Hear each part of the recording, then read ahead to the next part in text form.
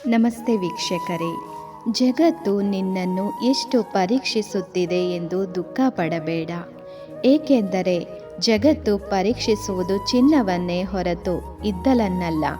ನಾವು ಇಷ್ಟಪಟ್ಟಿದ್ದು ಸಿಗದಿದ್ದಾಗ ಸಿಕ್ಕಿದ್ದನ್ನೇ ಇಷ್ಟಪಡುವುದು ಬುದ್ಧಿವಂತಿಕೆ. ನೀವು ಯಾರಿಗೂ ಇಷ್ಟವಾಗುತ್ತಿಲ್ಲ ಎಂದರೆ ನಿಮಗೆ ನಟಿಸುವ ಕಲೆ ಗೊತ್ತಿಲ್ಲ ಎಂದು ಅರ್ಥ.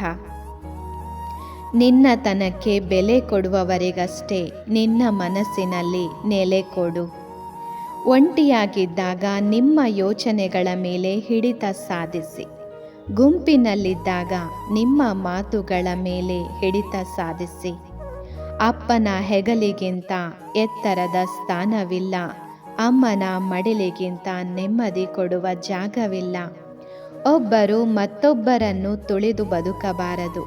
ಒಬ್ಬರು ಮತ್ತೊಬ್ಬರನ್ನ ತಿಳಿದು ಬದುಕಬೇಕು. ನಾನು ಎಷ್ಟು ಶ್ರೇಷ್ಠ ಎಂದುಕೊಳ್ಳುವುದು ಆತ್ಮವಿಶ್ವಾಸ. ನಾನೇ ಶ್ರೇಷ್ಠ ಎಂದುಕೊಳ್ಳುವುದು ಅಹಂಕಾರ. ನಿನ್ನ ಮನಸ್ಸಿಗೆ ನೋವುಂಟು ಮಾಡುವ ವ್ಯಕ್ತಿಗಳಿಗೆ ನಿನ್ನ ಬೆಲೆ ತಿಳಿಯಬೇಕಾದರೆ ನೀವು ಅವರನ್ನು ನಿರ್ಲಕ್ಷಿಸುವುದನ್ನು ಕಲಿ. ರಸ್ತೆಯಲ್ಲಿ ಮುಳ್ಳು ಬಿದ್ದಿದ್ದರೆ ಬದಿಯಲ್ಲಿ ಹೋಗುವುದು ಬುದ್ಧಿವಂತಿಕೆ. ಆದರೆ ಮುಳ್ಳನ್ನು ಬದಿಗೆ ಸರಿಸಿ ಹೋಗುವುದು ಹೃದಯವಂತಿಕೆ. ಜೀವನದಲ್ಲಿ ಏನೆಲ್ಲ ಸಿಕ್ಕಿದೆಯೋ ಅದನ್ನು ಜೀರ್ಣಿಸಿಕೊಳ್ಳಲು ಕಲಿಯಬೇಕು.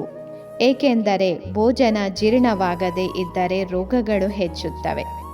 ಪ್ರಶಂಸೆ ಜೀರ್ಣವಾಗದಿದ್ದರೆ ಅಹಂಕಾರ ಹೆಚ್ಚುತ್ತದೆ.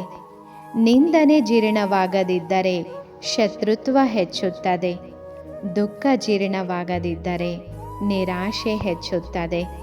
ನಿಮ್ಮ ಸಮಯವನ್ನು ಕಳೆಯಲು ಮತ್ತೊಬ್ಬರ ಸಮಯವನ್ನು ಹಾಳು ಮಾಡಬೇಡಿ.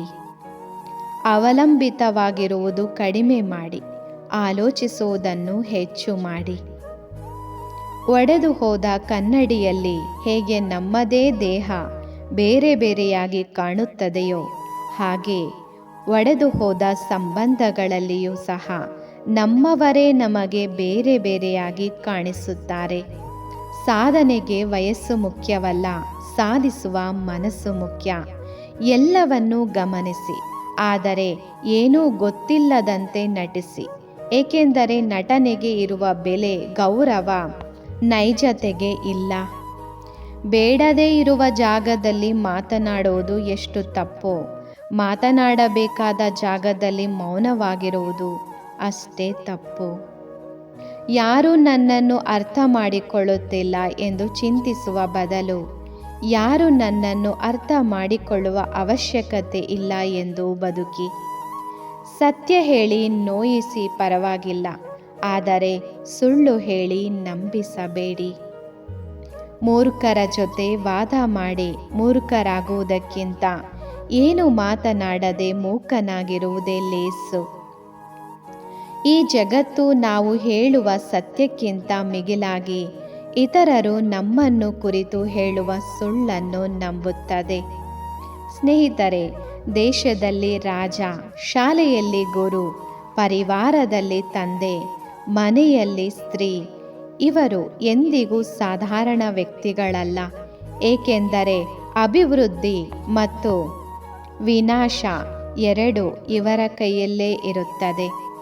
ಬೇರೆಯವರನ್ನ ನೋಯಿಸುವ ಮೊದಲು ಒಂದು ಬಾರಿ ಯೋಚಿಸಿ, ಆ ನೋವು ನಿಮಗಾದರೆ ಹೇಗಿರುತ್ತದೆ ಎಂದು.